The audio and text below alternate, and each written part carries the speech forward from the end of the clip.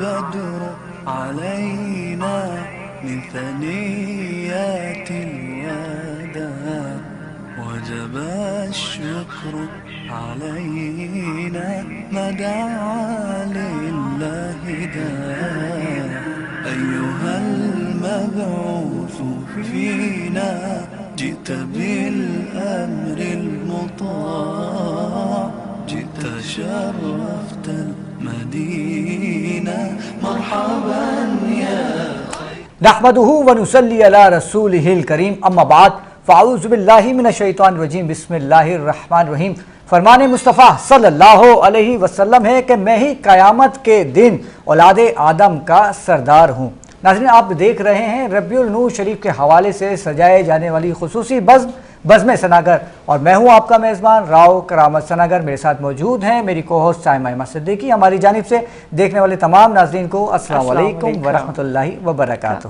جی سر، یہی کہوں گی کہ رحمت کا در کھلا ہے دربار مصطفیٰ میں، بن مانگے مل رہا ہے دربار مصطفیٰ میں، کہ میں نعت پڑھ رہی تھی سرکار سن رہے تھے، یہ راز اب کھلا ہے دربار مصطفیٰ میں۔ تو یہ مہینہ اتنا خوبصورت کرامت کے ماشاءاللہ، اور آپ نے جب بزم سجائی پورے ٹائم تک، وہ اللہ تعالیٰ چنتے ہیں نا، تو اللہ نے چنا ہوا ہے آپ کو ماشاءاللہ۔ جزاک اللہ جزاک اللہ۔ بس یہ مالک کا کرم ہے، میری اس میں کوئی بڑا پن نہیں ہے۔ وہ کہتے ہیں نا کہ محبوب کی محفل کو محبوب سجاتے ہیں اور آتے ہیں وہی جن کو سرکار بلاتے ہیں۔ اور چلتے ہیں مہمانوں کے تعارف کی جانب۔ آج کی جو پہلی ہماری مہمان شخصیت ہے کسی تعارف کے محتاج نہیں ہے، کاروباری شخصیت ہیں، سیاسی شخصیت ہیں، ایم پی اے ہیں، پی ٹی آئی سے آپ کا تعلق ہے، سجاد علی سومرو صاحب۔ السلام علیکم۔ وعلیکم السلام۔ کیسے ہیں سجاد بھائی؟ الحمدللہ، آپ ٹھیک ہیں؟ کرم مالک کا۔ اور آج جشن عید میلاد النبی تھی، وہ بھی آپ کو بہت بہت مبارک۔ آپ کو بھی جو، اور آپ سمیت تمام امت مسلمہ کو خیر مبارک۔ اور آپ کے ساتھ موجود ہیں ایک اور سیاسی شخصیت،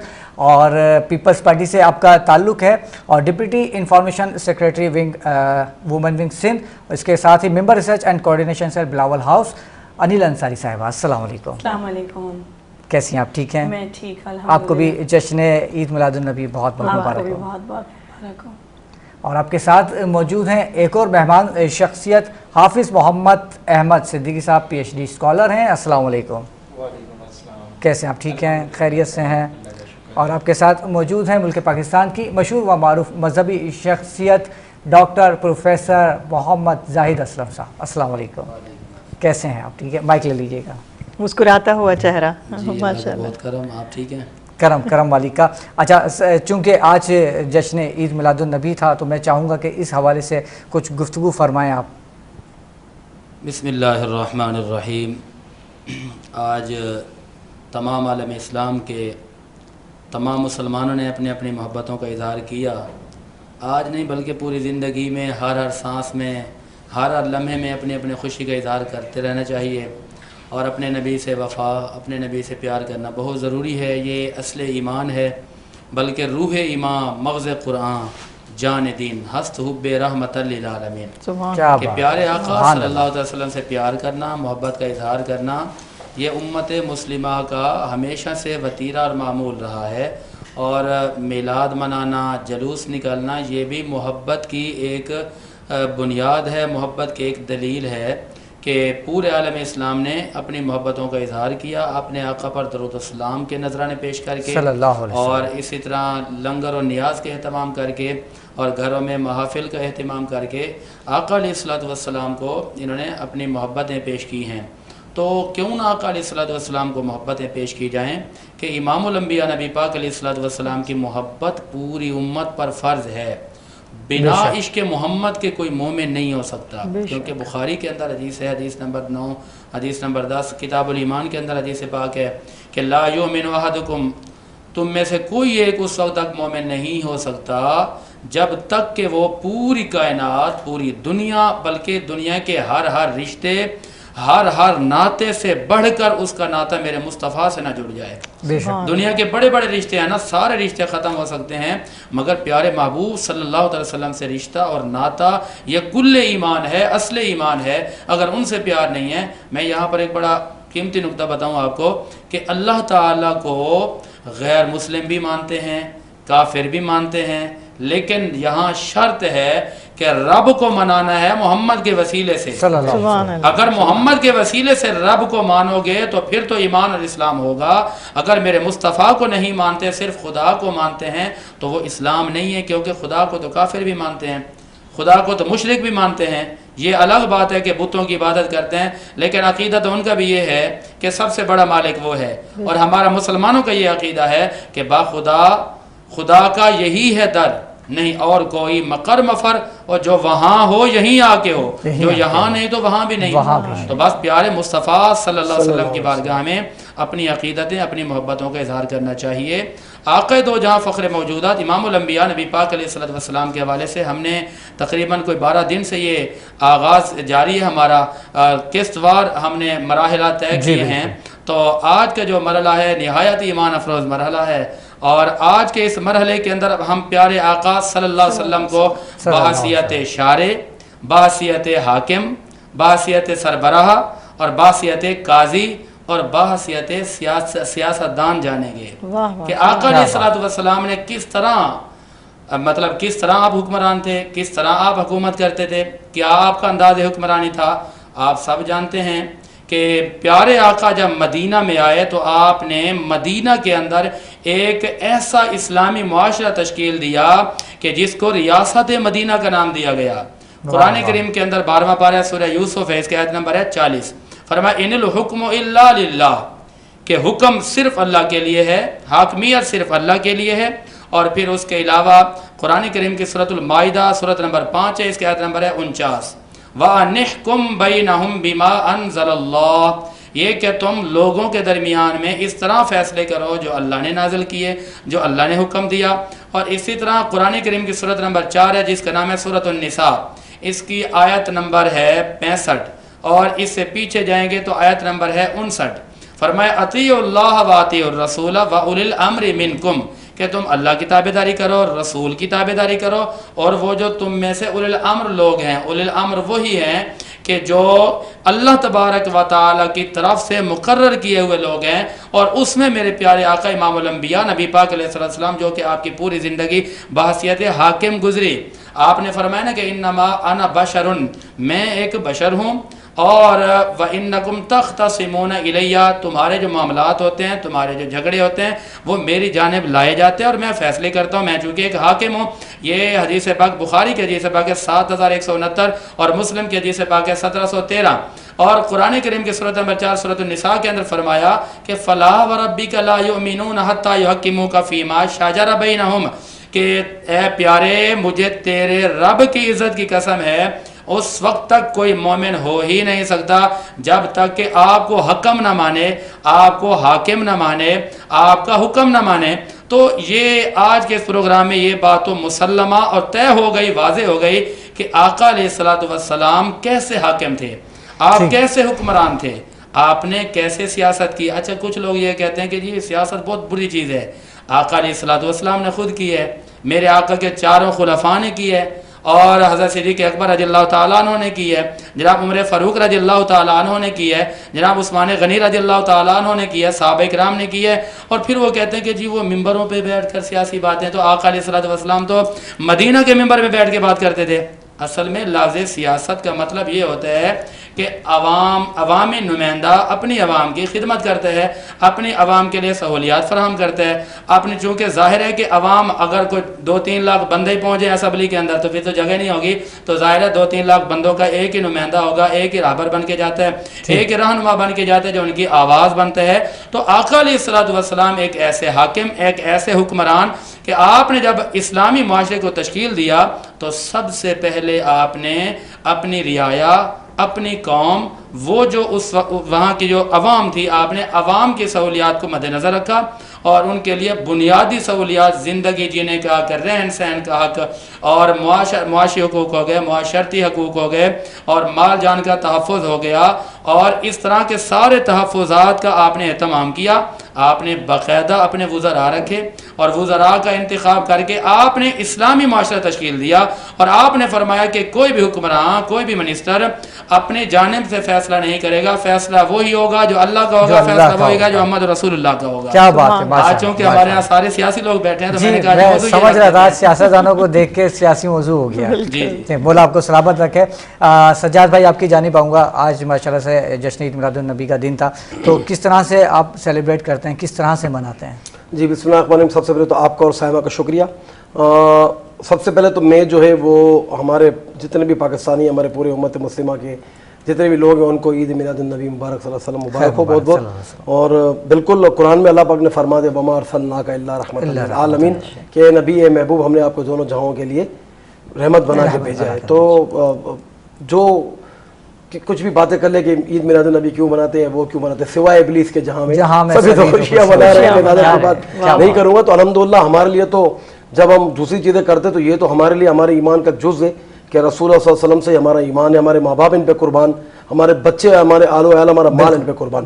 تو آج کا دن بالکل بچوں کے ساتھ جلوس میں پہلے گئے، پھر اپنی کانسٹیٹوئنسی کی طرف اور دوسری جگہوں پہ بھی جہاں جہاں ہمیں دعوتیں ملتی ہیں۔ تو ظاہر ہے ہم تو ویسے سیاسی لوگ ہیں تو ادھر ادھر ہمارا جانا زیادہ ہوتا ہے، لیکن یہ تو 12 ربیع الاول کے مناسبت سے اور ایک دن ہمارا ایک اسپیسیفک ایسا ایک دن ہے کہ ہمارے لیے عید کے برابر دن ہے۔ ہمارے نبی اس دن دنیا میں تشریف لائے اور الحمدللہ بہت ہی زبردست دن گزرا، نیاز وغیرہ کی۔ اس کے بعد اب میری مدر کی تو ڈیتھ ہو گئی، آپ کو پتہ 2 مہینے پہلے، اللہ ان کو قبر میں کرو رحمت فرما آمین۔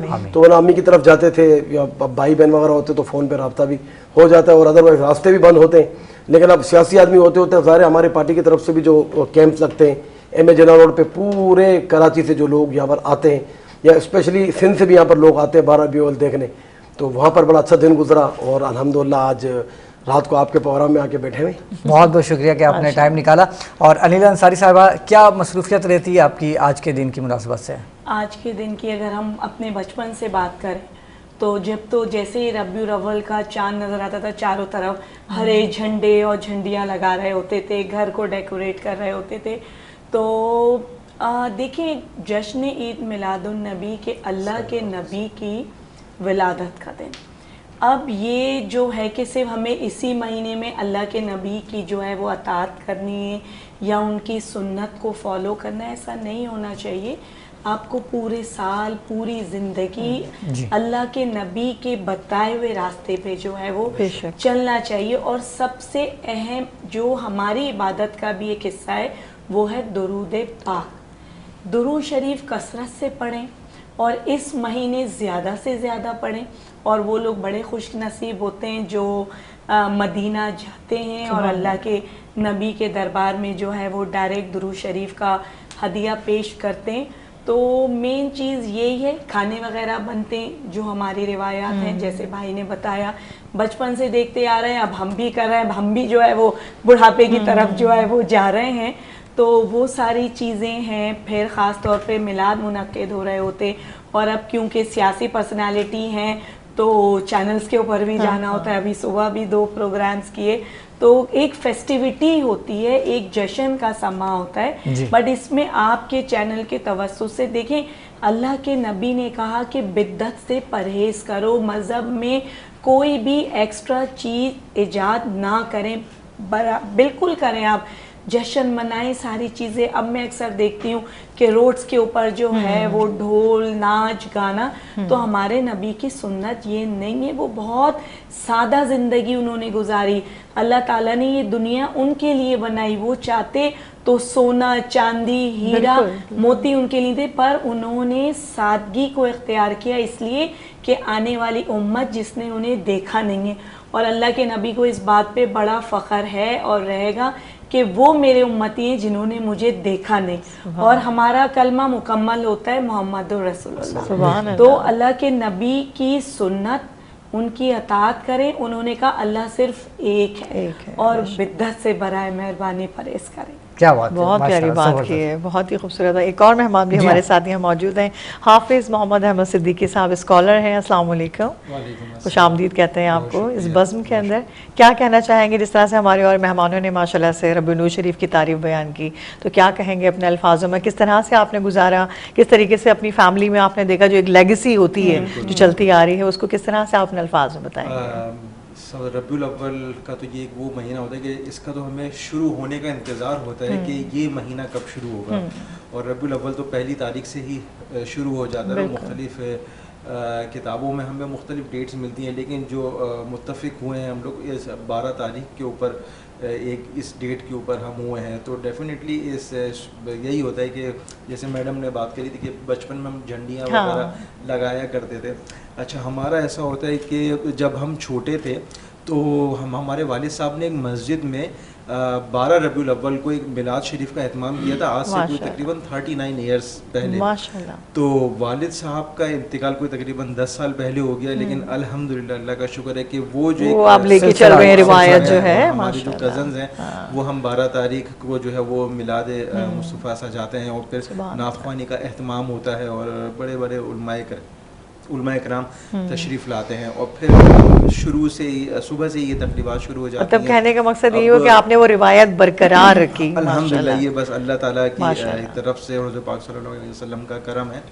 اور اس کے علاوہ اب چونکہ مصروفیات کچھ اس طرح کی ہو گئی ہیں کہ اب یونیورسٹیز میں جیسے کہ میں لیکچرار ہوتا ہوں, پھر آفیسز میں, تو یہاں پہ بھی اب ہماری یونیورسٹیز میں بھی میلاد مصطفیٰ کا جو ہے وہ اہتمام ہو رہا ہوتا ہے. مختلف یونیورسٹیز اب کروا رہی ہوتی ہیں, آفیسز میں ہو رہا ہوتا ہے, تو ایک بڑا اچھا رجحان جو ہے وہ ڈیولپ ہو گیا. ایکچولی جو ربیع الاول جو ہم کہتے ہیں یہ اصل میں ایک جشن منانے کا تو نام ہے, لیکن اصل میں اس کی روح جو ہے وہ کہتے ہیں ایک اندھیرے میں ایک روشنی, جو اجالا وہ حضور پاک صلی اللہ علیہ وسلم لے کر آئے, اور ان کی جو تعلیمات ہیں ان پہ ہمیں عمل کرتے رہنا چاہیے, اور نہ کہ صرف یہ ہم 12 ربیع الاول میں ہی کریں, اس مہینے میں ہمیں پورے سال کرنا چاہیے. جیسے کہ مثال لے لیں کہ اگر حضور پاک صلی اللہ علیہ وسلم کی ہمیں ان کی روایت سے ملتا ہے اگر کوئی بیمار ہو اس کی عیادت کے لیے جائیں, عفو و درگزر کا راستہ جو ہے وہ اپنائیں, ایمانداری کا راستہ جو ہے وہ اپنائیں, تعلیم کو وہ عام کریں, اور سب سے بڑی بات حسن اخلاق سے پیش آئیں. اصل چیز تو یہی ہے نا کہ آپ مسکراہٹ بھی آپ کسی سے, بالکل ایسے ہے. تو یہ ساری چیزیں ہیں. تو پھر بہت خوبصورت آپ نے بات کی. اچھا چلتے ہیں سجاد بھائی کی جانب. سیاست دان ہیں تو کچھ سیاسی باتیں بھی ہو جائیں, کیونکہ دیکھنے میں ہمارا بڑی سیاسی گہما گہمی بھی چل رہی ہے, کچھ ایشوز بھی چل رہے ہیں. آپ کو کیا لگتا ہے کہ اس وقت پی ٹی آئی کیا اس پوزیشن میں ہے کہ اس سے گورنمنٹ کو خطرہ ہو؟ دیکھیں, ایک تو آج کا میں تو سمجھا تھا شاید موضوع ہمارا ڈفرینٹ ہوگا, لیکن آپ نے مجھے پتا ہے آپ ایک کنکر مار دیتے ہیں, پرانی عادت ہے, آپ اپنی عادت سے جو ہے نا وہ مجبور کیا کریں. بالکل. تو دیکھیں میں آپ کو ایک بات بتاؤں, اب ظاہر باجی ہماری یہ پیپلز پارٹی میں ہیں, یہ بھی معاملات اس وقت دیکھ رہی ہیں جو چل رہے ہیں, یا ان کی طرف سے بھی کچھ بیان آئے تھے جو ہم نے ویلکم بھی کیے. ابھی جو عمران خان صاحب کو جو چیف جسٹس صاحب نے ان کو کہا تھا کہ آپ جو ہیں وہ ملاقات ہاسپٹل شفٹ کریں, تو آپ کا سوال کا جواب میں یہاں پر وہ آٹومیٹکلی بنتا ہے کہ اس وقت جو نون لیگ جو حواس باختہ ان کے ہو چکے ہیں کہ جس طریقے سے انہوں نے عدالت نے جو حکم دیا اور انہوں نے عدالت کا وہ حکم نہیں مانا اور لے جانا تھا کسی اور ہاسپٹل میں, لے گئے کسی اور جگہ پہ. تو کہنے کا مطلب یہ ہے کہ ابھی تو صرف عدالت نے کہا تھا کہ آپ ان کو صرف لے کے ہاسپٹل میں ان کے علاج کے لیے, اور ان کی اتنی حالت خراب ہو گئی ہے کہ آپ یہ اندازہ کریں کہ پھر جس دن عمران خان باہر آئے گا تو اس دن اس کی کیا حالت ہوگی. دیکھیں, بلاول نے بڑا اچھا بیان دیا, بلاول بھٹو نے, کہ اگر ان کو کوئی ایشوز ہیں ہیلتھ کے تو بالکل نون لیگ کو جو ہے چاہیے کہ ان کو وہ ہاسپٹل جو ہے وہ شفٹ کریں. دیکھیں, علاج ہر ایک قیدی جو ہے وہ اس کا ایک حق ہے. کل کو اگر میں جیل میں ہوں یا آپ ہو, ایکس کوئی بھی ہو, اگر اس کی طبیعت خراب ہوتی ہے تو جیل کے اندر اگر اس کا علاج نہیں ہے تو آپ اس کو ڈیفینیٹلی باہر علاج کے لیے, باہر سے مراد میں لندن کی بات نہیں کر رہا ہوں, باہر سے مراد ہے کہ آپ کی جو الشفا ہاسپٹل کا جو نام تھا جس کے اندر ان کو لے جانا چاہیے تھا, وہاں پر یہ نہیں لے کے گئے. دیکھیں, ہم نے تو خان صاحب کے لیے تو جہاز بھی تیار کھڑے تھے, دوسرے بھی جو معاملات تھے اور تیسرے بھی جو معاملات تھے, پتہ نہیں ایسے کتنے ایسے معاملات, اور ابھی بھی جو ریسنٹ جو ہوا اس پہ بھی خان صاحب کو تو کھلی آفر تھی, لیکن خان صاحب نے واپس جانا جو ہے وہ گوارا کیا. تو یہ چیزیں ان کو سوچنی چاہیے کہ اس پاکستان کے اندر یوں اس طریقے سے حالات تبدیل ہو جاتے پتہ بھی نہیں چلتا ہے. کل یہی پیپلز پارٹی جو بھٹو صاحب کو جو شہید کیا 50 سال کے بعد, جو ان کی جو ہے نا وہ عدالت نے مانا کہ یہ غلطی ان سے ہوئی تھی, جو زیادتی کی تھی, پھر نواز شریف جیل میں تھے, پھر آج وہ حکومت میں, تو کیا آپ کو نہیں لگتا کہ کل عمران خان آج جیل میں تو کل حکومت میں ہوگا؟ تو یہ اتنا ظلم کریں کہ کل یہ جو ہے نا برداشت کر سکے. جو نون لیگ نے جو معاملات چلائے ہوئے ہیں کہ جس طریقے سے بیان بازی کیا, عمران خان کے ٹائم پہ نواز شریف کو باہر نہیں بھیجا تھا 50 روپے کے اسٹمپ پیپر پہ. یہ میں نہیں کہہ رہا ہوں, یہ فیکٹ ساری چیزیں. کیا مشرف کے ٹائم پہ انہوں نے وہ جو معاہدہ جو تھا وہ نہیں تھا؟ اپنے باورچیوں سمیت. تو عمران خان صاحب یہ نہیں کہتے کہ مجھے جیل میں یہ چاہیے یا وہ چاہیے, یا کوئی گھروں کے کھانے پکے ہوئے آتے تھے, یا کوئی بڑے بڑے اجلاس جیلوں میں ہوتے تھے. ایک قیدی ہے, سیاسی قیدی ہے, اس کے اوپر بھی سیاسی جو ہے نا وہ معاملات ہیں. 9 مئی کے معاملات آپ دیکھ لیں, سب کو وہ بھاٹا ریٹ کی طرح جو ہے نا, جیسے بھاٹا کے ریٹ ہوتے کہ جس نے پاک صاف ہو کے پریس کانفرنس کر لی اس کے اوپر کوئی گناہ نہیں ہے, جس نے نہیں کی وہ سڑتا رہے اندر. جس طریقے سے ہماری لیڈیز جو جن کو کینسر بھی ہے, یاسمین راشد صاحب ہے, اور بھی جتنی لیڈیز ہے, تو ہماری دعا ہے چاہے کوئی بھی سیاسی قیدی ہو, اللہ پاک ان کے لیے آسانی والا معاملہ کرے اور ہمارے حکمرانوں کو عقل سلیم دے کہ وہ پاکستان کو کس ڈگر پہ لے گا. آپ کو پتہ ہے میں 2 دن پہلے انگلینڈ سے آیا ہوں, میں نے 1 مہینہ وہاں پر گزارا, کافی ٹائم کے بعد میں وہاں گیا ہوں. چاہے کسی کی بھی یہاں پر حکومت ہو, لیکن آپ یقین کریں اتنے ہم پستیت میں جا رہے ہیں, ہم اتنا نیچے چلے گئے کہ دنیا اس وقت اے آئی سے آگے نکل گئی ہے. اور ہمارے یہاں پر ابھی بھی گٹر کے ڈگنوں پہ, روڈ بنانے پہ بجلی گیس نہیں, ہم اسی کے اندر رہے. اللہ پاک ہمارے ملک پاکستان کو ترقی دے کہ جو ہے خواب دیکھا تھا قائد اعظم نے, اور اسی طرف ہمارا پاکستان جائے. اور ہماری جتنی بھی سیاسی پارٹیاں ہیں بشمول میری پارٹی کے, اللہ ان سب کو جو ہے عقل سلیم دے کہ وہ پاکستان کے اندر استحکام لائے اور ترقی لے کے آئے. آمین آمین. اچھا, آپ کا موقف تو آ گیا, نون لیگ والوں کا بھی موقف لے لیا جائے, لیکن اس سے پہلے لیتے ہیں ایک چھوٹا سا بریک اور ملتے ہیں بریک کے بعد. البدر علينا من ثنيات الوداع وجب الشكر علينا ما دعا لله داع أيها المبعوث فينا جئت بالأمر المطاع جئت شرفت المدينة مرحبا يا خير البدر علينا من ثنيات الوداع وجب الشكر علينا ما دعا لله داع أيها المبعوث فينا جئت بالأمر المطاع جئت شرفت المدينة مرحبا يا. پروگرام بزم سناگر میں ایک بار پھر خوش آمدید. میں ہوں آپ کا میزبان راؤ کرامت سناگر, اور میرے ساتھ موجود ہیں میری کو ہوسٹ سائمہ احمد صدیقی. اور وقفے پہ جانے سے کل بات ہو رہی تھی سجاد علی سومرو صاحب سے, اور ان کے بعد موقف لینا تھا نون لیگ کے رہنما کیس منصور شیخ صاحب سے, لیکن لائن پر ابھی دستیاب نہیں ہے, تو میں پیپلز پارٹی کا موقف لے لیتا ہوں. یہاں پہ انیل انصاری صاحبہ بھی موجود ہے. کیا لگتا ہے آپ کو, کیا اس وقت پی ٹی آئی سے خطرہ ہے حکومت کو؟ پی ٹی آئی سے خطرہ تو اس کو نظر انداز نہیں کیا جا سکتا, کیونکہ پاپولر جماعت اور لیڈر بھی ان کے جو ہیں وہ پاپولر تھے ہیں, اور ابھی جیسے ان کے باہر آنے کی کچھ سسٹم بنا تو کافی لوگ جو ہے وہ والہانہ طور پہ ان کے استقبال کے لیے اور ایکٹیو ہوئے. تو اب حکومت, میرا خیال ہے کہ وہ زیادہ نون لیگ والے بتا سکیں گے کہ وہ کیا پریشان ہوئے ہیں یا ہیں یا نہیں ہے, وہ میرا خیال ہے کہ زیادہ بہتر طور پہ جواب دے سکیں گے. نون لیگ والے کال نہیں ریسیو کر رہے ہیں نا. ہاں, نون لیگ والے پریشان ہیں, آئی تھنک اس وجہ سے جو ہے وہ کال ریسیو نہیں کر رہے ہیں. ہو سکتا ہے. اچھا, پھر دوسرا سوال کرتا ہوں, آپ کی جانب آتا ہوں. نئے صوبوں کے حوالے سے کیا کہنا چاہیں گے؟ نئے صوبے پاکستان میں بننے چاہیے یا نہیں؟ اگر بننے چاہیے تو اس سے کیا فائدہ ہے, اور اگر نہیں بننے چاہیے تو کیا اس کا کوئی نقصان ہے؟ دیکھیں, آپ نے بڑا اچھا سوال کیا ہے. دیکھیں, ابھی لاسٹ 6 مہینے پہلے میں نے اپنی زبان میں بھی اسپیچ کی تھی, اور میں نے اسمبلی میں, اور یہی کہا تھا کہ صوبے جو وے ہے نا اس طریقے سے نہیں بننے چاہیے. آئین کے اندر بالکل موجود ہے صوبے, کوئی اللہ معاف کرے کوئی قرآن و حدیث میں تو وہ ایسی چیز نہیں ہے نا کہ نہ ہونے کے برابر نہیں بن سکتے, بالکل بن سکتے ہیں. اور پیپلز پارٹی بھی یہ چیز مانتی ہے. ٹھیک ہے, ہم ہمارے کمپیٹیٹر ہیں, ہم اسمبلی میں آپ جس طریقے سے میری بھی اسپیچ دیکھتے, چاہے ناصر شاہ ہوں یا آپ کے وزیر اعلیٰ ہوں یا سعید غنی ہوں, شرجین میں کوئی بھی ہو, جہاں پر ہماری ڈیبیٹ ہوتی ہے ہم کرتے ہیں, لیکن جہاں زیادتی کی بات ہو کہ اس پہ ہم کریں گے. دیکھیں, میں آپ کو ایک بات بتاؤں, ایک طریقہ کار آئین کے اندر واضح طور پہ موجود ہے. آپ مجھے بتائیں, شروع سے ہی جس طریقے سے پورے پاکستان کو بانٹا گیا, پہلے تو 1 یونٹ تھا, اس کے بعد پھر 4 صوبے بنے, اور زیادہ تر میجورٹی پنجاب کے اندر دے دی گئی. اگر آپ دیکھیں اس وقت کراچی کے اندر 3 کروڑ سے ابو جو ہیں وہ پاپولیشن ہے. تو اگر ایماندارانہ طور پہ اگر ٹکٹ بانٹے جائیں, اگر ایماندارانہ طور پہ سینسس ہو, مردم شماری ہو, تو آپ کو پتہ ہے کہ کراچی کے اندر آپ کی آرام سے 60 سیٹیں نیشنل اسمبلی کی بنتی ہیں. کراچی کے اندر آپ کی آرام سے 75 سے 80 سیٹیں وہ آپ کی سندھ اسمبلی کی بنتی ہیں، لیکن کیوں کہ وہ پنجاب کا رخ ایک الگ اختیار کر جاتا ہے، تو وہ آپ کو اس طریقے سے بھی پتہ ہے کون سی چیزیں کہاں سے کنٹرول ہوتی ہیں، کون سی چیزیں کہاں سے کنٹرول نہیں ہوتی ہیں۔ میں آپ کو ایک چیز بتا دوں، بھلے پیپلز پارٹی جتنا بھی منع کرے، آج میرے آپ الفاظ لکھ لیں، آپ کے پروگرام میں آؤں گا اور آپ ہی کہیں گے کہ سجاد بھائی آپ نے یہ بات کہی تھی، پیپلز پارٹی جو ہے بالکل اس کو منع کر رہی ہے، اس کا طریقہ کار غلط ہے، طریقہ کار صحیح ہونا چاہیے، لیکن پیپلز پارٹی آج نہیں تو کل اس کو ہاں کہے گی اور یہ صوبے بنیں گے، لیکن سب سے پہلے صوبے جو ہے نا وہ پنجاب کے اندر بنیں گے، اس کے بعد جا کے پھر سندھ کی طرف رخ ہوگا اسلام، اس کے بعد آپ کا کے پی کے، اور دوسرا آپ کا کیا کہتے ہیں بلوچستان۔ دیکھیں ایک بات بتاؤں، یہ کراچی پورے ملک کو کراچی نے چلایا ہے، اسٹل چلا رہا ہے، اس کے باوجود آپ مجھے بتائیں کہ جب 4 صوبے ہیں اس کے باوجود کراچی کو حق نہیں ملا، تو اگر آپ 22 صوبے بھی بنا دیں، 50 صوبے بھی بنا دیں، تو آپ کو کیا لگتا ہے کہ پھر کیا کراچی کے اندر کوئی ایسی تبدیلی آئے گی؟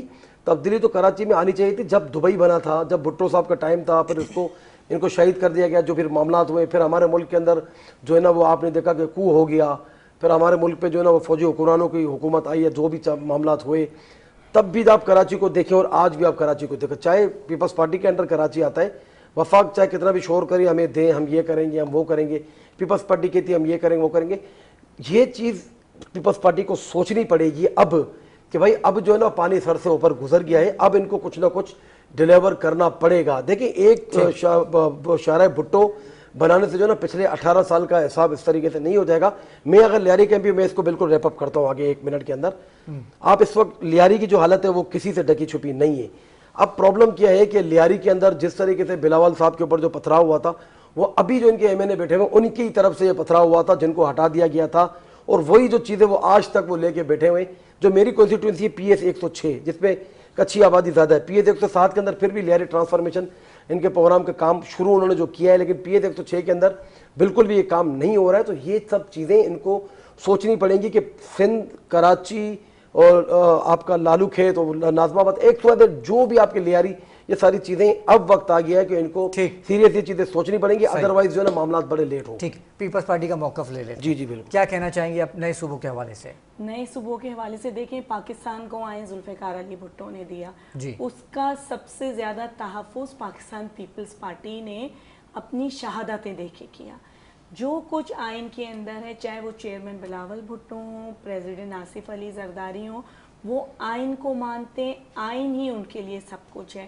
آئین کے تحت جو چیز ہوگی وہ اس کو بالکل مانیں گے، اور جو آئین سے کانٹریری ہے اس میں چاہے جیل بھرو تحریک کرنی پڑے، چاہے پریزیڈنٹ ہاؤس چھوڑنا پڑے، تو ان سب کے لیے پاکستان پیپلز پارٹی تیار ہے۔ پاکستان پیپلز پارٹی وہ واحد جماعت ہے پچھلے 70 سالوں میں جس نے سب سے زیادہ قربانیاں دیں، جن کے لیڈر ذوالفقار علی بھٹو صاحب کی بات کریں، وہ 3 سال بھی تختہ دار پہ چڑھ گئے، وہ پر 3 سال بھی وہ ہاسپٹل جانے کے لیے باہر نہیں آئے۔ یہ انہی کی قربانیاں ہیں کہ پاکستان ایٹامک انرجی ہے، اور اس وقت جو دنیا کے آسمان کا تارا پاکستان بنا ہوا ہے ڈیو ٹو دا قربانیاں آف پاکستان پیپلز پارٹی۔ تو یہ کیسے ایکسپیکٹ کیا جا سکتا ہے کہ پاکستان پیپلز پارٹی آئین پاکستان کے ساتھ غداری کرے گی یا سندھ کے ساتھ کرے گی؟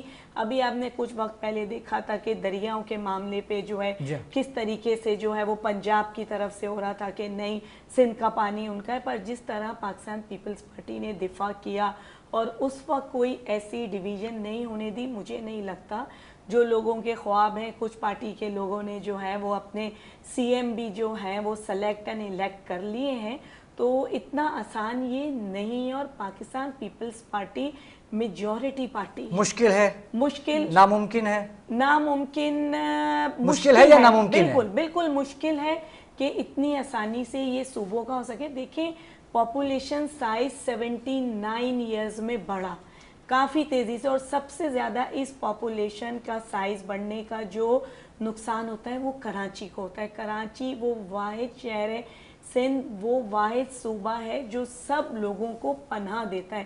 جتنے اور صوبے ہیں ان کی پاپولیشن روزگار کے لیے ہر چیز کے لیے کراچی آتی ہے، کراچی سندھ کا کیپٹل ہے، تو بالکل وہ پاپولیشن بڑی ہے، مسائل ہیں، یہ ہم بالکل اس سے انکار نہیں کرتے، بٹ جو مسائل پہلے پارٹیز چھوڑ کے گئی ہیں वो अभी तक मसाइल उनकी वजह से बढ़े हुए हैं। देखिए काम हो रहा है, ऐसा नहीं हो सकता कि काम नहीं हो रहा। और सबसे ज़्यादा जो अहम क्रेडिट पाकिस्तान पीपल्स पार्टी को जाता है वो इस वक्त शहर का अमनो अमान है। कोई लिसानी उसके ऊपर ज़बानों के ऊपर कोई टारगेट किलिंग नहीं है, कोई भत्ताखोरी और वो जो बोरियों के अंदर बंद लाशें और एक्सट्रीमिस्ट एक अप्रोच जो सियासत में थी उसको पाकिस्तान पीपल्स पार्टी ने ख़त्म किया। रात के 3, 4, 2 बजे मैं एक अकेली औरत या और ऐसी हम लोग अमनो अमान की फ़िज़ा में कराची में सफ़र करते हैं। बिल्कुल गटरों का मसला है, काफ़ी चीज़ें देखिए, पॉपुलेशन बढ़ी उसके हिसाब से जो है फेडरल के भी देखिए कुछ प्रोजेक्ट ऐसे हैं जिसकी हम वो यूनिवर्सिटी रोड की बात करते हैं तो फेडरल ने भी निगलेक्ट किया। जैसे भाई ने कहा कि पंजाब को ज़्यादा, क्योंकि पंजाब बड़ा सूबा एंड पॉपुलेशन सारा कुछ, तो पंजाब को ज़्यादा तवज्जो दी गई और यहाँ के जो प्रोजेक्ट्स हैं उनको निगलेक्ट किया गया। जिसकी आप जो है वो मोटरवे की बात करते हैं कि वहाँ पे मेरा ख्याल है कोई आज से 25 साल पहले जो है वो इंटरनेशनल स्टैंडर्ड का मोटरवे बन गया था, बट 70 से आगे बनाते हुए जो है वो हमारी फेडरल गवर्नमेंट जो है वो सोच रही होती है। जब तक आप एक पेज पे नहीं होंगे, यूनाइट नहीं होंगे और यूनाइटेडली आपको सोचना होगा कराची के लिए, क्योंकि कराची वो है जो 62% रेवेन्यू देता है। यहाँ की बिजनेसमैन कम्युनिटी, यहाँ के हमारे माइंस एंड मिनरल्स, ऑयल सब कराची से, नेशनल ग्रिड में बिजली जाती है कराची से। तो कराची के लिए ख़ास तौर पे उन्हें सोचना पड़ेगा, बड़े प्लान्स बनाने पड़ेंगे और फंड भी करना पड़ेगा। ठीक, अच्छा बात वहीं पे मेरी अधूरी रह गई सूबों के हवाले से। जो मैंने सवाल पूछा था वो कहीं ना कहीं मुझे लग रहा है कि जवाब उसका रह गया। जो चीज़ देखिए आइन के तहत होगी वो ज़रूर पाकिस्तान पीपल्स पार्टी उससे पीछे नहीं हटेगी। आपको लगता है कि सूबे बनने से नुकसान है पाकिस्तान का या कराची का? मुझे लगता है कि इस वक्त जो मेरा अपना पर्सनल ओपिनियन है कि ये राइट टाइम नहीं है कि इस वक्त सूबे बनाए जाए। देखिए IMF का कितना कर्जा है जो हमें देना है। चले हमारे फौज की वजह से हमारा मुल्क जो है वो इंटरनेशनल लेवल के ऊपर मुस्लिम उम्मा को लीड कर रहा है दफाई तौर पे, पर मौशी जंग लड़नी अभी बाकी है। मेरा ख्याल है कि कुछ वक्त और इंतज़ार किया जाए, अगले 3-4 सालों में। देखिए इसके लिए भी प्लानिंग की ज़रूरत है, ओवर नाइट ये सारी चीज़ें नहीं होती। और जब तमाम पॉलिटिकल पार्टीज सेम पेज पे होंगी, मुल्क की फलाह और बहबूद के लिए होगा, तो हर पार्टी उसमें कंट्रीब्यूट करेगी। अहमद भाई आपको क्या लगता है सूबे बनने चाहिए या नहीं? सर वैसे आपके चाहने या मेरे चाहने से तो कुछ नहीं होने वाला, लेकिन हम इजहार तो कर सकते हैं, ओपिनियन मैटर इजहार कर सकते हैं। आम आवाम का ओपिनियन, आवाम का ओपिनियन होना चाहिए। मैं वो इसका जवाब दे सकता हूँ। बिल्कुल, सूबे बने ना बने ये तो खैर पॉलिटिशियंस ये लोग बेहतर जानते हैं। हमने जब आँख खोली थी तो समझ लेंगे उस टाइम पे पीपल्स पार्टी ही चल रही थी और तो अभी भी यही चल रही है सिंध में तो और यही आगे यही चलेगी मुझे लगता है। में भी यही चलेगी, मुझे तो यही लगता है। अब देखिए ना, अभी 18 साल पहले जो बच्चा पैदा हुआ था तो वो यही सुनते हुए पैदा हुआ था कि बेटे सड़कें अभी सही होने वाली हैं, गटर के ढक्कन ढकने वाले हैं। ठीक है, आज उसको 18 साल हो गए, उम्र गुजार ली, उसका आईडी कार्ड बन गया, बालिग हो गया। मैं इसमें एक बात ये करूंगी, गटर के ढक्कन के ऊपर देखें, एक वाकया हुआ, बच्चा गटर के अंदर चला गया। बहुत ऐसा नहीं है कि उसमें सब लोग परेशान और गमगीन, बिल्कुल, बट उसमें देखिए मेयर अपना काम कर चुका था। जो मॉल था, देखिए हर एक को अपनी रिस्पॉन्सिबिलिटी पूरी करनी चाहिए। बहुत आसान है गवर्नमेंट को क्रिटिसाइज करना, बट अपनी रिस्पॉन्सिबिलिटी करना। क्या वो गटर का ढक्कन अगर नहीं था, इतना बड़ा मॉल था जिनकी करोड़ों की अर्निंग इन एक दिन की है, क्या वो उसको कवर नहीं कर सकते थे? अब मैं यही सोचूं कि मुर्तज़ा वहाब आएंगे तो ये काम होगा। मुर्तज़ा वहाब अपनी जिम्मेदारी निभा चुके थे, कुछ मेरी भी जिम्मेदारी है। अब आम आवाम की मैं आपको एक अप्रोच बताऊं। भाई कह रहे हैं 18 साल में ये हुआ, देखिए आवाम की सोच बदल नहीं रही है, शऊर आ नहीं रहा है, सिविक सेंस की मिसिंग है। बड़ी बड़ी जो हैं वो रोड्स बना दी गई। अब आप वहाँ देखिए एक बाइकिस्तान आवाम आबाद है, वो मेरी और आप ही की बाइक्स हैं, वो मुर्तज़ा वहाब या पीपल्स पार्टी या सिंध गवर्नमेंट ने वहाँ बाइक्स लाके खड़ी नहीं किए। हमने कहा है कि भाई कचरे का आपका ये जगह है, नहीं जी, नेक्स्ट डे हमने वहीं पे जाके अपना सारा कचरा डंप करना होता है। तो आवाम को, मैं भी एक आम आवाम हूँ, पर आवाम को अपना एज ए एक अच्छा शहरी होने का सबूत जरूर देना चाहिए। क्रिटिसाइज कभी पीटीआई की गवर्नमेंट होगी, कभी मुस्लिम लीग की होगी, करना बहुत आसान है, पर जब आप खुद गवर्नमेंट के अंदर होते हैं और मसाइल का अंबार लगा होता है, वसाइल कम होते हैं, तो उस वक्त आपकी पोजीशन डिफरेंट बिल्कुल सही। जी अहमद भाई, जी बात अधूरी रह गई थी आपकी।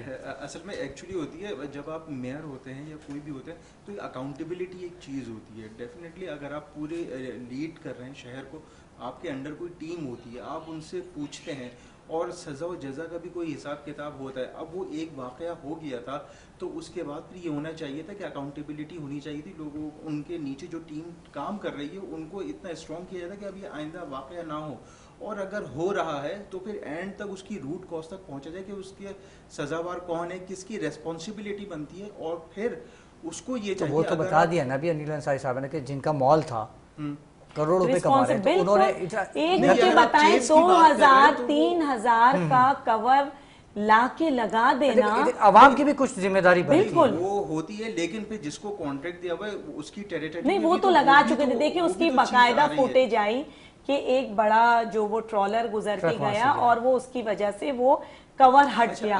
उसके बाद एक बात थी, लेकिन अब दूसरी बात ये, सफारी पार्क के सामने एक शख्स जो मैंने न्यूज़पेपर में पढ़ा, वो बेचारा फ्रांस से आया था, वो पहले ही दिन गाड़ी चला के जा रहा था, वहाँ पे कोई साइन बोर्ड नहीं लगा हुआ था, उस बेचारे की वहाँ पे आंख जाया हो गई एक्सीडेंट में। अब ये बताएं उसकी अकाउंटेबिलिटी। अहमद भाई साइन बोर्ड की बात कर रहे हो आप पाकिस्तान में, क्या हो गया है आपको? मतलब क्या हो गया है आपको? साइन बोर्ड पाकिस्तान में तो रेस्पॉन्सिबल आप ठहराएंगे ना, वरना ये चीजें तो फिर इसी तरीके से ही चलती रहेंगी। वो आपकी बात सही है, लेकिन क्या मैं तो आम शहरी के नजरिए से उस चले आम शहरी का नजरिया आ गया। नहीं भाई, आप लोगों को जीने का कोई हक नहीं है कराची के अंदर, आम शहरी। लेकिन मैं एक बात और भी कह दूं, जैसे उन्होंने कहा कि एज ए सिटीजन सबका काम शुक्र होता साहिबा है। भी कुछ बोली। हाँ, क्योंकि मैं ये कहूंगी कि कुरान में भी है कि जैसे तुम्हारे अमाल होंगे वैसे हुक्मरान होंगे। तो ये एक ऐसी बात है, आप अपने अमाल सही कर लें, आपके हुक्मरान सही हो जाएंगे। क्या बात है, ये हकीकत बात है।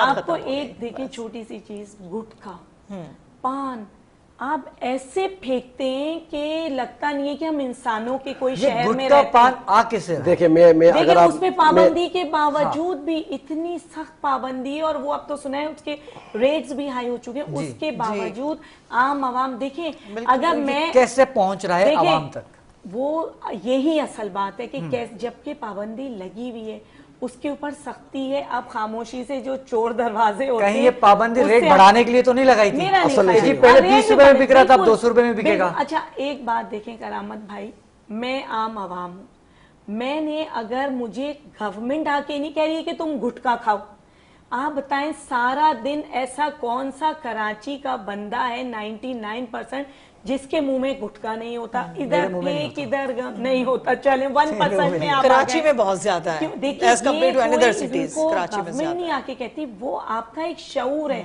जब तक आप बाशऊर कौम नहीं होंगे, इसी तरह हुक्मरानों को ब्लेम करते हैं। सज्जाद भाई क्या कहना चाह रहे थे? देखिए मैं आज इनकी बातों में मेरे पास बहुत सारे जवाब है, लेकिन मैं उस तरफ नहीं जाना चाहता हूँ। मैं हो सकता है मैं नात पढ़ लूं, अगर आप कहेंगे तो मैं 3 मिनट में नात हम आखिर के 1 मिनट में आपसे नात लेंगे, इख्तिताम आपकी नात पे होगा। लेकिन मैं आपको एक चीज बता दूं, मैं दाखिला कमेटी का मेंबर भी हूँ, फरियाल तालपुर साहिबा इसके चेयरपर्सन है। जितना भी मैं अपने इलाके की बात करूँ, लियारी, किमाड़ी, वहाँ पर पाकिस्तान पीपल्स पार्टी के जो MP MLA थे, उनके खुद के अंडर, उनके खुद के फैक्ट्रियों में गुटके बनते हैं। ये बात में फैक्ट टीवी चैनल पे बैठ के, अगर मैं गलत देना पड़ जाएगा आपको सर, मैं साथ खड़ा हूं, सर प्रूफ देना पड़ जाएगा। जी मैं इसीलिए कह रहा हूँ, मेरी बहन को भी यही कह रहा हूँ, देखें आप वहाँ पर देना पड़ेगा। मैंने वहाँ पर भी यही बात की है, और वहाँ पर मैडम ने इनके मेंबरान की बड़ी खिंचाई की है कि ये शिकायतें आ रही हैं, इसके ऊपर अमल दरामद होना चाहिए। इस बात सर हर चीज है, पता है मैं यही तो इतनी बड़ी बात टीवी पे बैठ के करूंगा, मैं पागल हूँ कि मैं अपने दीवार में सर मार चौड़ा हो जाऊँ। दूसरी बात क्या है, चाहे कोई किसी भी पार्टी से हो, देखिए मेरे खानदान में मेरे फूफा के भी मुंह में कैंसर हुआ था, हालांकि वो अमेरिका में वो जो खाते थे, क्या कहते हैं, जो उसकी पान पराग टाइप की होती है, यहाँ पर भी मेरे पास एक बंदा 12-22 साल उसने मेरे पास जॉब की है, उसकी भी गुटके की वजह से हुई है। अब ये चीजें तो आम हो गई हैं, हमें ये ब्लेम करने की अब जरूरत नहीं है एक दूसरे पे, हमें खुद सोचना चाहिए कि एक तो अभी आप छोड़ देना मंशियात के मामला आप देख लें, स्कूलों के अंदर हमारे यहाँ मंशियात बिक रही है, गुटके तो आप छोड़ ही देना, मंशियात तो फिर आप छोटे छोटे बच्चे मंशियात के आदी हो गए, अगर उनको वक्त पर नशा नहीं मिलता तो वो ज़ोंबी बनते हैं, फिर वो सबसे पहले अपनी माँ बहन और भाई बेटो बाप को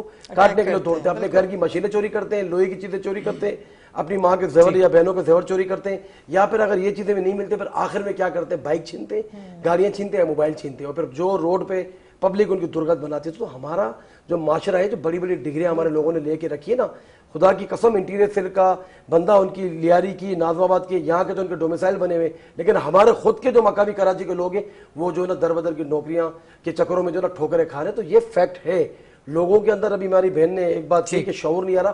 بھائی شعور کہاں سے آئے گا؟ آپ لوگ شعور لوگوں کو آپ دیں گے. نوکریوں کی ذمہ داری وقت حکومت کی ہوتی ہے. ماں باپ کون ہوتا ہے؟ 18ویں ترمیم جو ہوئی اس کا ماں باپ جو ہے وہ صوبہ ہے, کراچی والوں کا ماں باپ صوبہ ہے. اسلام آباد آ کے ہمیں جواب نہیں دے گا. یا لوگ بولتے ہیں کہ عمران خان نے اپنے ٹائم میں کراچی کو کیا دیا. بھائی عمران خان کیوں دے گا؟ کراچی کے جو متحدہ قومی موومنٹ کے ہمارے ساتھ جو ایم کیو نہیں تو میں یہی تو کہہ رہا ہوں نا, بات تو آخری 2 منٹ ہے, آخری 2 منٹ. تو کراچی کے جو ایم پی تھے, چاہے وہ ایم کیو ایم کے تھے یا ہماری پارٹی سے تھے, ان کو اربوں روپے کا فنڈز دیا. انہوں نے کام کیا, جنہوں نے اپنے محلے میں چیزیں لگائی, اپنی پی ایس میں, اپنی کانسٹیٹوئنسی میں لگائی, وہ لگائی. لیکن میں یہ بات ضرور کہوں گا کہ 18 سال سے پیپلز پارٹی سندھ پہ مسلط ہے. میں وہی اس طرح میں صوبوں کی بات کر رہا تھا کہ آخر یہ صوبوں کی باتیں نکلی کیوں؟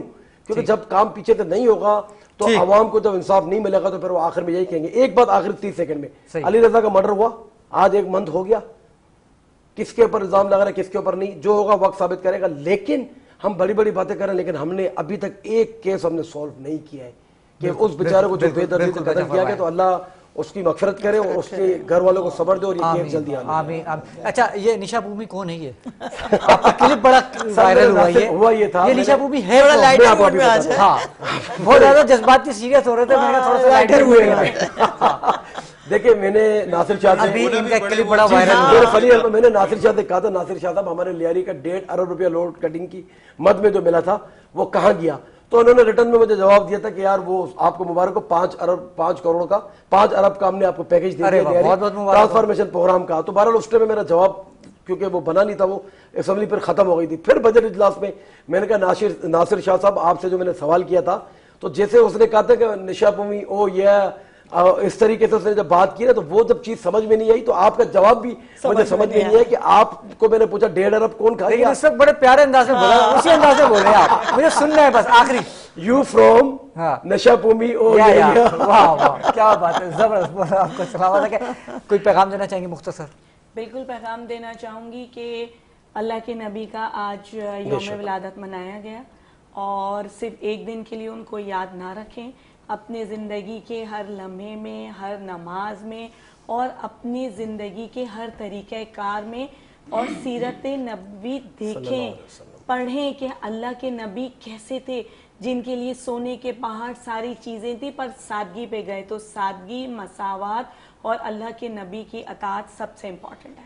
بہت خوبصورت پیغام. احمد بھائی کیا پیغام دینا چاہیں گے؟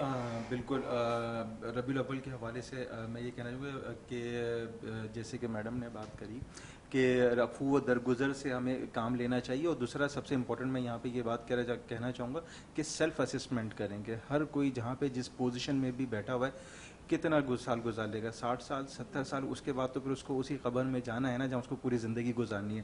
تو صرف اپنی آخرت کے بارے میں چھوڑیں, یہ 60-70 سال کو چھوڑیں. کیا بات ہے, کیا بات ہے. اور اسی کے ساتھ ہمارا پروگرام اپنے اختتام کو پہنچا, اور جانے سے قبل ایک شعر سجاد سمرو صاحب کی آواز میں چاہوں گا کہ نعتیہ ایک شعر سنائیں, اور مجھے اور سائمہ کو اجازت دیجیے. جی سجاد صاحب مائک دے دیجیے گا. بہت بہت شکریہ. تیرا کھاواں میں تیرے گیت گاواں یا رسول اللہ, تیرا کھاواں میں تیرے گیت گاواں یا رسول اللہ, تیرا میلاد میں کیوں نہ مناواں یا رسول اللہ. سنا ہے آپ ہر عاشق کے گھر تشریف لاتے, میرے گھر میں بھی ہو جائے چراغا یا رسول اللہ, میرے گھر میں بھی ہو جائے چراغا یا رسول اللہ, تیرا میلاد میں کیوں نہ مناواں یا رسول اللہ. کیا بات ہے. اور اسی کے ساتھ مجھے سائمہ کو اجازت دیجیے, انشاءاللہ کل رات کو 1 بجے دوبارہ آپ سے ملاقات ہوگی. السلام علیکم ورحمۃ اللہ وبرکاتہ. البدر علينا من ثنيات الوداع وجب الشكر علينا ما دعا لله داع أيها المبعوث فينا جئت بالأمر المطاع جئت شرفت المدينة مرحبا